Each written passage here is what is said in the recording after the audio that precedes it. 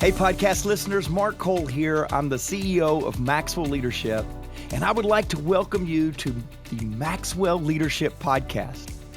This is the podcast that adds value to leaders who multiply value to others. Did you know that one of the greatest assets to mine in your leadership is the people we lead? Did you also know that one of the most frustrating aspects of mine in your leadership is the people we lead? See, today we're going to talk about how to lead difficult personalities successfully. Anyone who's led a difficult person, you know how frustrating, how draining that can be to us. You also know that leading them successfully is easier said than done. So when John Maxwell is done with this lesson today, I'll be back with one of my most difficult I'm just kidding. I'll be back with my co-host, Chris Goede, to offer some application that we've learned throughout our own leadership experiences. That way, you and I can apply these principles today to our leadership. We can add value to our life and to the life of those difficult leaders around us. Every week, we provide a bonus resource, which is a fill-in-the-blank worksheet that accompanies John's lesson. If you'd like to access that PDF, please visit maxwellpodcast.com/personality and click the bonus resource button. Hey, if you're listening to the podcast today, you may not know this, but we now have the video version of the Maxwell Podcast. In fact, you can go to maxwellpodcast.com/YouTube, and you can listen and watch as we try to break down what John is saying and apply it to your life. But whether you're listening, whether you're viewing, we're glad you have joined us. Now here is John Maxwell. Today I would like to talk to you on the subject, how to lead difficult personalities. So let's get in our lesson. You see in your notes, 90% of the art of living consists of getting along with people you cannot understand. Gang, underline the word understand. Because what we're going to find out in dealing with difficult personalities today, what we're going to really find out is the reason they're difficult is we don't understand them. It's not even an issue many times of right and wrong. It's an issue of understanding. In fact, I wish I could go back and have another crack at some of them, because I want to tell you something. A lot of them that I failed in leading, I didn't fail in leading because they were unleadable. Is there such a word as unleadable? I guess there is. Not only because they were unleadable, but because I didn't know how to lead them correctly. Is that fair? Let's go. Let's fill in the first blank. Leadership is influence. Always has been, always will be. But it's very important for us to understand that in the setting of this lesson. Leaders influence others by knowing here we go, I call this the big five. By knowing their personality. In other words, ask the question, who are they? Their temperament. What is their style? Their heart. What do they love? Relationships. Is there a bond? And dreams? What do they want? Now, I promise you, I just gave you the key that will literally unlock the door to a difficult personality if you and I will take every difficult personality through the grid that I just gave you. I call it the big five. So to lead difficult people successfully, I must, number one, I must know them. You see, the leader is the quarterback of the team. Now, what does the quarterback do? Two things. One, calls the plays. Direction. In other words, the quarterback gets the guys in the huddle and says, guys, we're going to run this play. He makes the plan for the direction. Number two, the second thing the quarterback does is gets the ball to the right player. That's delegation. Now, when you think about this whole process, that's exactly what we're talking about, difficult personalities. You've got to give direction to these people, and you've got to be able to know which ones to hand the ball off to. And I'm going to talk to that in a moment. Notice in your notes, these two functions can only be done effectively if the quarterback, which is the leader, knows two things: the situation and the players. Now, think with me for a moment. This is a powerful thought. Listen to me, leaders. You're the quarterback. You're calling the play. You're going to give direction. You're going to delegate. You're going to hand it off to somebody. You're going to throw a pass. Now, here's what you have to understand. You've got to understand the people around you. You've got to understand who that powerful runner is if you need a yard that you hand the ball off to. And I want to tell you something. If you need 17 yards because you've had a penalty and you've got to get 17 yards and one down, you don't give it to that wonderful, powerful fullback. You get one of those wideouts out there and you run a play. In other words, you've got to know what the situation is to call the right play. But you also have to know the strengths of your players.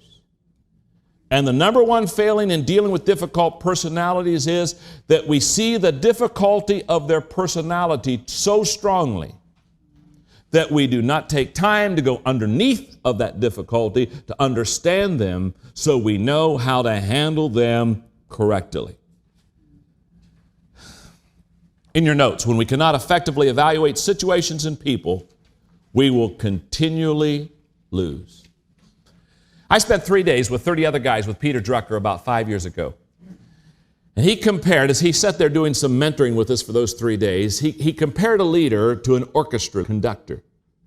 And he talked about the fact that the orchestra conductor, as he leads, understands timing, understands the significance of utilizing different parts at different times, and that bass drum or that cymbal may come in only at a few, or that tuba may come in just a few times, but there are places for them. And that leader conducts that orchestra, and he understands you only pull certain people out at certain times for certain functions, but if you do it correctly, it makes the piece beautiful, but if you do it incorrectly, you have havoc and terrible sound.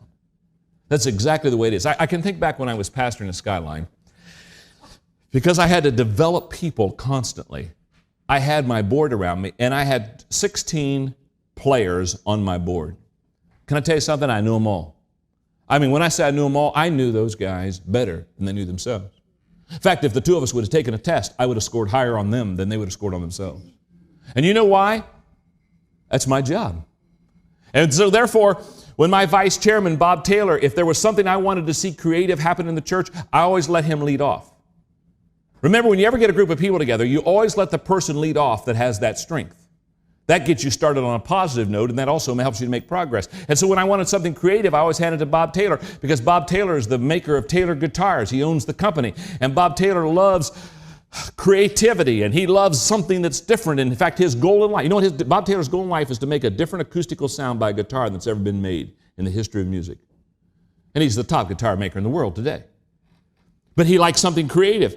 And if I wanted to get to a bottom line quick, if the meeting wasn't going quickly, I'd say, Gary, tell me what you think. Gary Bartlow would go bottom line so quick, he'd let everyone else just absolutely in a lurch. He knew how to cut through the fat. And if I wanted to have something processed, I'd hand it off to Jim Fletcher, because Jim Fletcher could process all day. He could process all week. He could process all month. He could process till Jesus got. He was a processor. And he was a major processor. And if I wanted somebody to do encouragement to the rest of the guys, I would call on Dick Bauerfein, the dentist. And if I wanted somebody to ask questions, I'd ask Bob Whitelaw, because Bob Whitelaw was born to ask questions. When Bob Whitelaw came out of his mother's womb, he asked why. You understand? Now, all I'm saying is, until you know your players this well, and go back to the big five. The big five I've already given to you: personality, temperament, heart, relationship, dreams. When you go back to the big five and know those personalities well, it becomes amazing how well you can lead them. So, to lead difficult people successfully, I must, one, know them, and number two, I must develop a game plan. Just as that quarterback calls the plays and then gives the ball off, I must develop a game plan. Now, here is the game plan. Are you ready? Lead according to their dream. Coach according to their weakness. Mentor according to their potential. Delegate according to their strengths. And relate according to their personalities and their temperaments.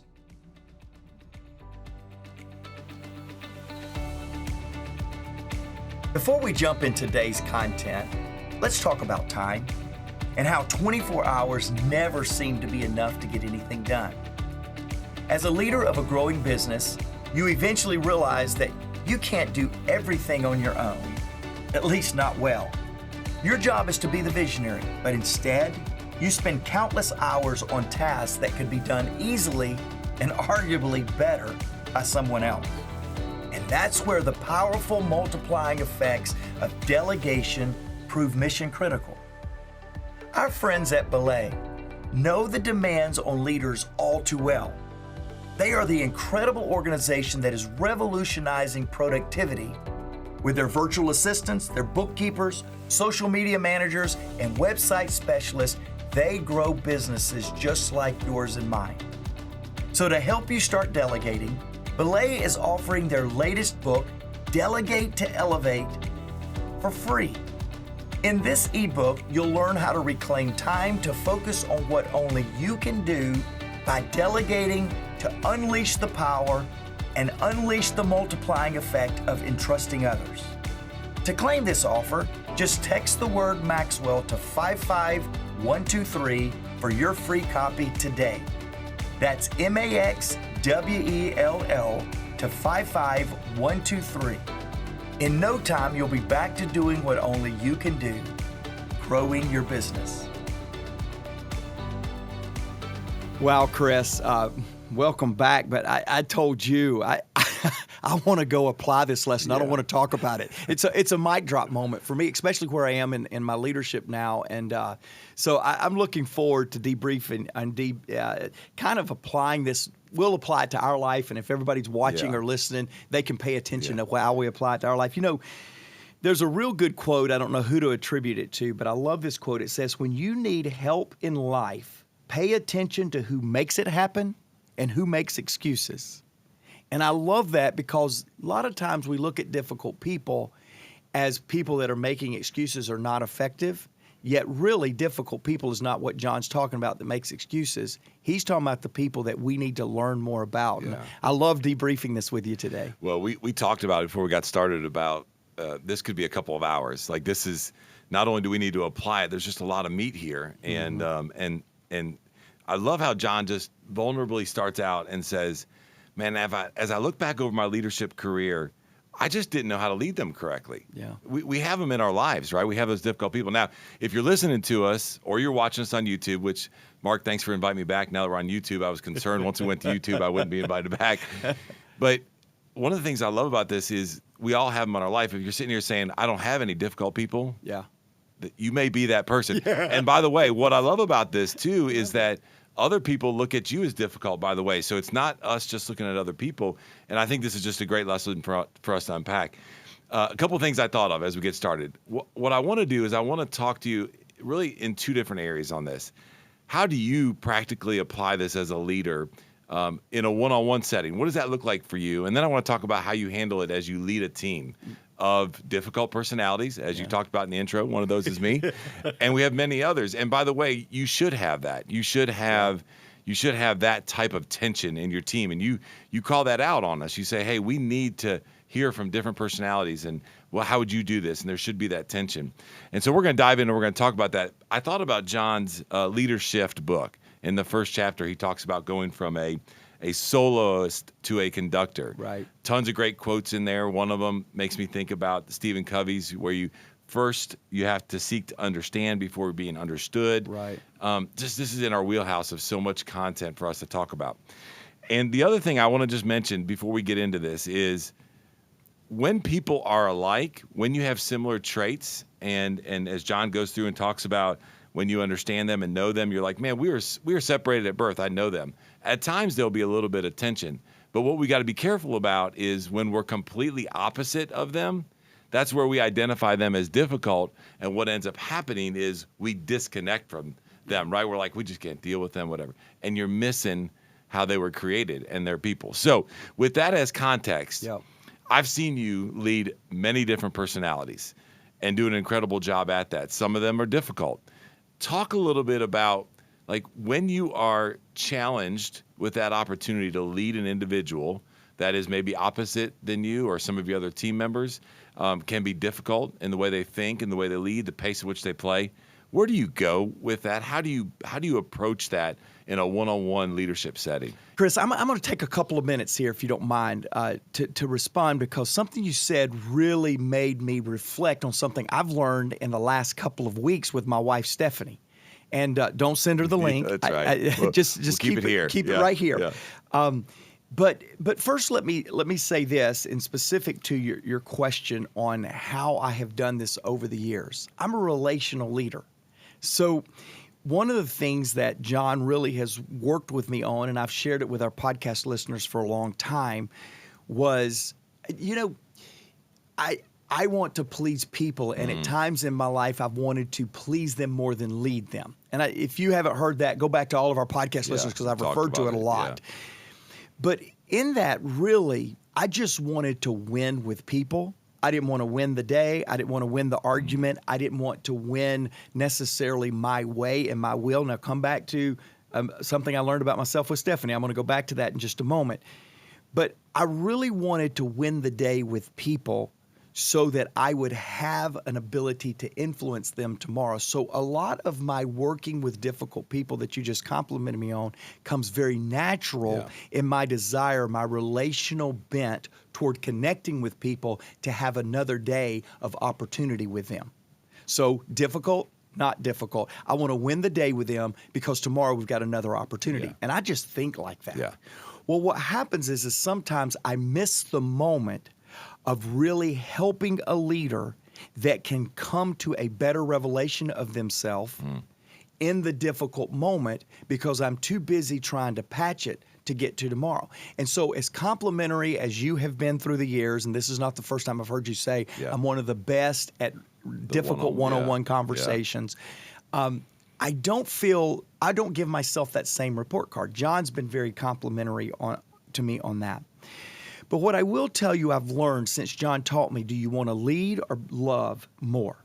Which one? Figure it out, because there's going to be days you're going to have to figure out, do you want to be a leader or do you want to be loved?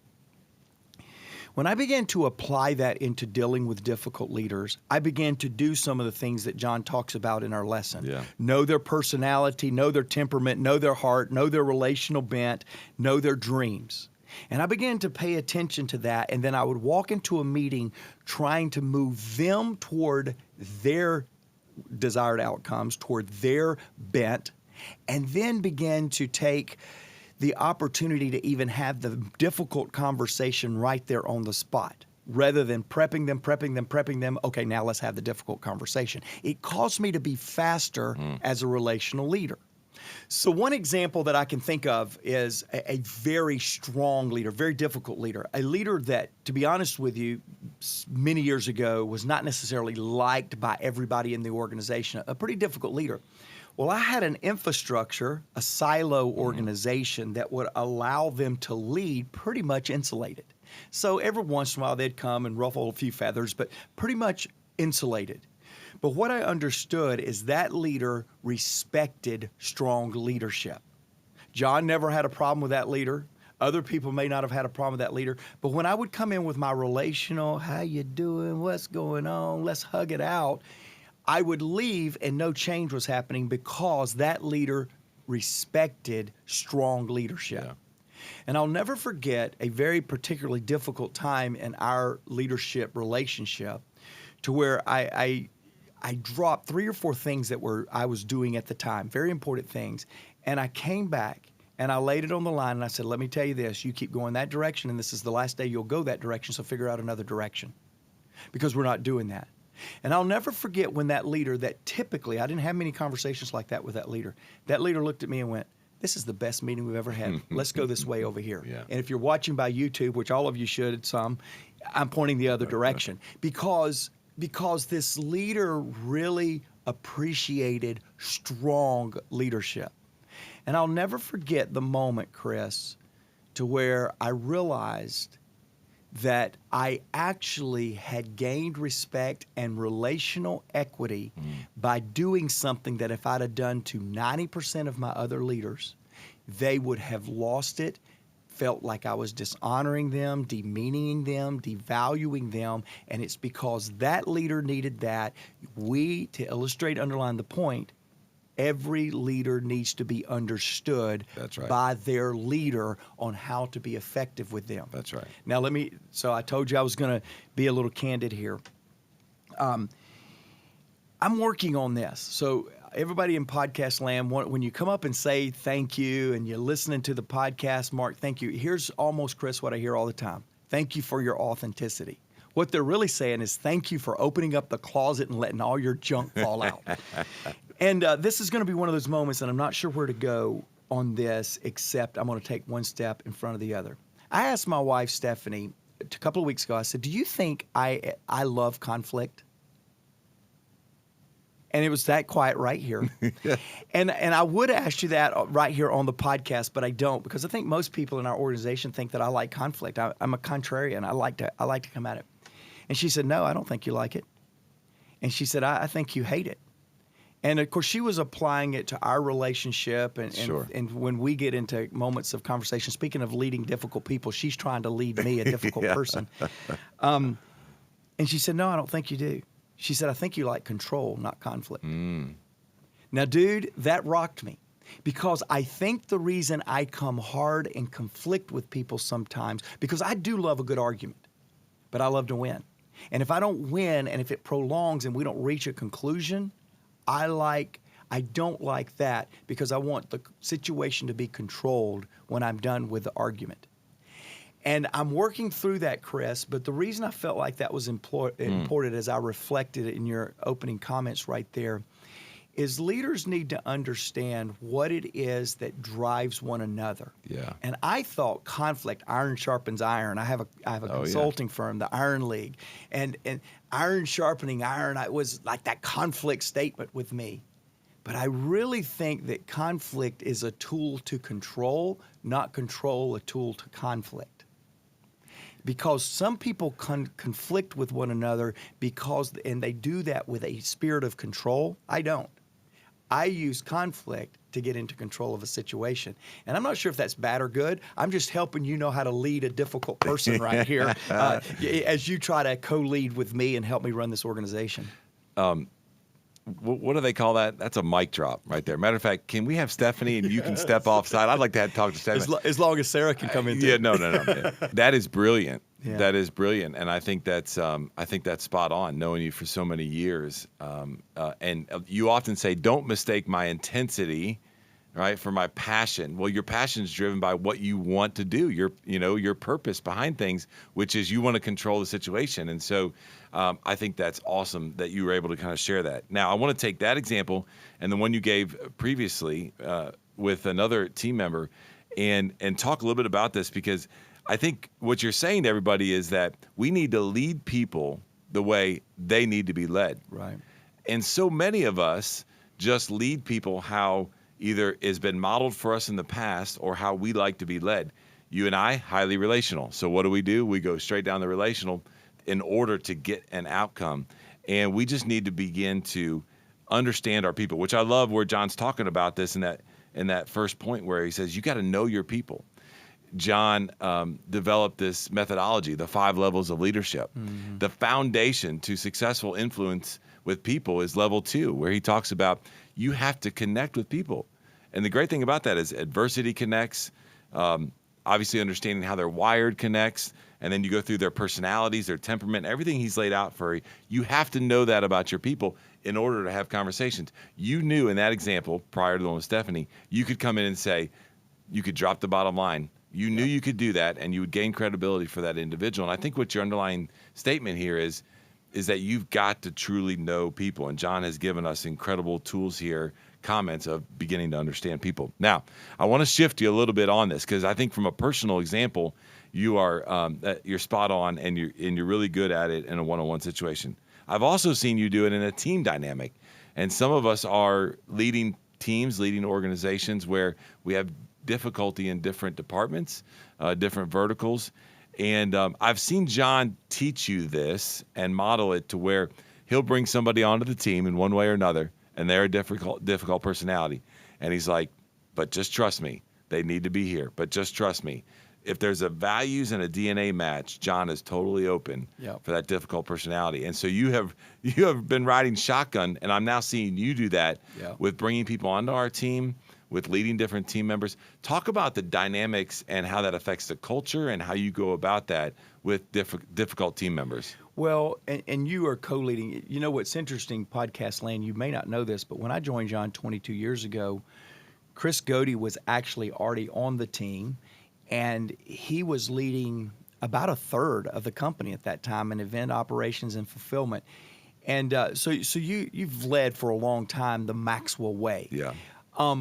But you're seeing a little bit different side of me now. And when we were listening to John, I began to reflect, and this is why I came out of his talk and just said, mic drop. I mean, that's so good, is because we've grown about 35 to 40% in staff members in the last 2 years. Very quickly. Yes, grasp your breath, Yeah. because I do every single day, or every single pay period, I grasp my breath.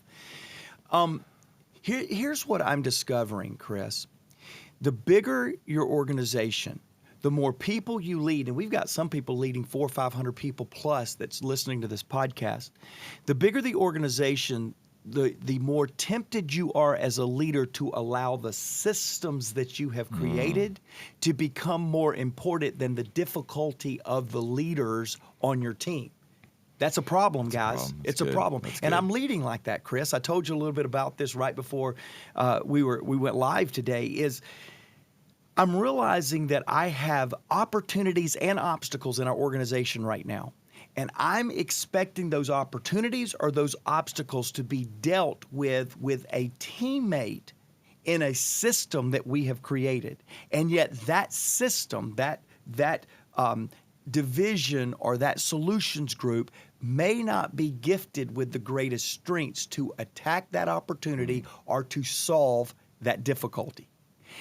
And I realized during this lesson, listening to John, that you can become so caught up in your strategic plan or your organizational systems that you try to minimize the difficulty, the personality, the challenges of people on your team rather than expanding their ability to help the entire organization.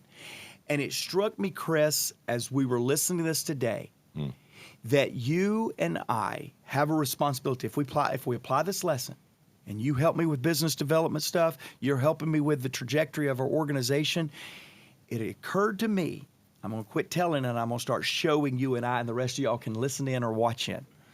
It occurred to me that you and I can never allow systems to try to paralyze very gifted people and minimize their difficulty. Their difficulty is on your team, as John laid all of his board members out. Their difficulty, their challenging aspects are on your team for the organization at large, not for the solution group or the little team that they lead. That's good. And I'm not exploiting the difficulty. And I said exploiting the difficulty of attribute that some of our leaders have, and I'm not allowing them to soar because it's not in their system. And I guarantee you, if I will get a return on this particular podcast, you and I are going to see that done differently in the coming days and weeks, because I am an organizational leader that started leading more from our systems that we've set up than engaging the people that are on our team despite their difficulties. What I'm hearing you talk about, and I agree with you, and is that it's okay to allow leaders to have cross-functional impact, even though if they're difficult, across the organization, across your team, whatever that might look like. And it's interesting when John talks about developing a game plan, he mentioned in there exactly what you're talking about, where he said, hey, make sure you delegate or empower according to their strengths. That's not just for their vertical, their solutions group. It's for the good of the enterprise or the good of your team or the organization that you're leading. Is that easy? No, but as a leader, it's your job to be able to first, as we talked about just a minute ago, connect with them on a one-on-one level, as Mark gave you some great examples, and then secondly, be able to do that on their behalf for the team.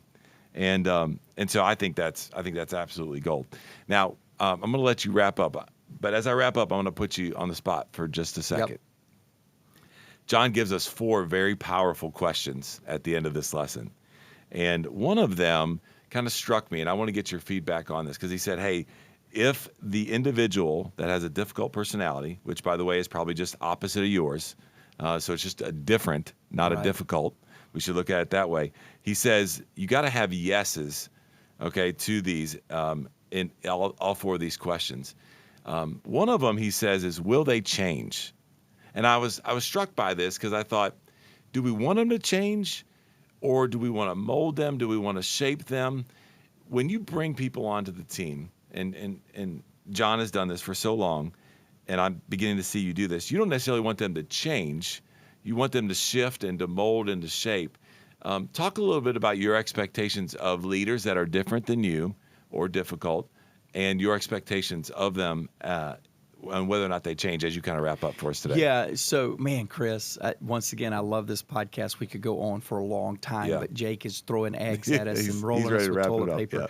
Yeah.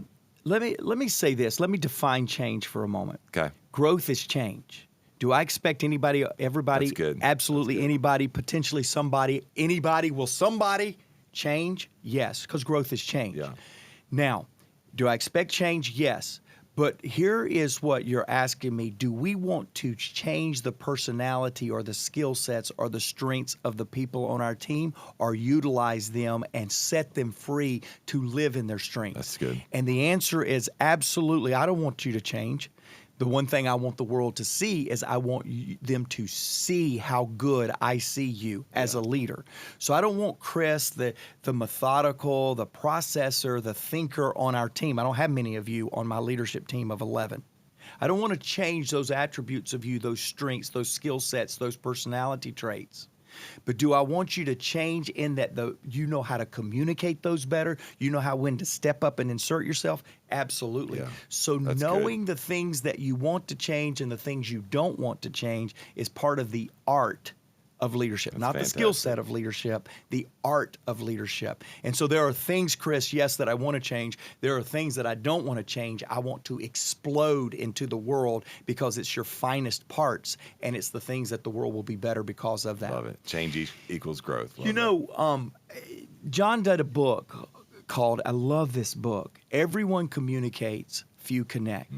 And I'm around communicators all of my life. I've been with some of the best of the world, and I've been at some that thought they were the best in the world, and they didn't connect with anybody, but they spoke a great TED Talk. They gave a great speech, but they didn't connect. There was no heart to it. And John has written a book called Everyone Communicates, Few Connect that I think would really help people that want to go to the next step, that want to really take this podcast and say, how do I connect better with the difficult people in my life? And here's what I'd like you to do. If you'd like to take that next step and grab that content, Everyone Communicates, Few Connect, I want you to go in the show notes. I want you to click on that link, use the code podcast, and we're going to give you 15% discount on that book, and I can promise you it will help you. I want to close, as I always do, with a podcast listener comment, and I can't wait to get this, Chris. But just the other day, I was in Atlanta. I mean, this is just since you and I have been together in the studio, and was doing what sometimes you have to do when you drink too much water, and so I went to the restroom and taking care of business, and somebody walked by and went, "Are you Mark Cole?"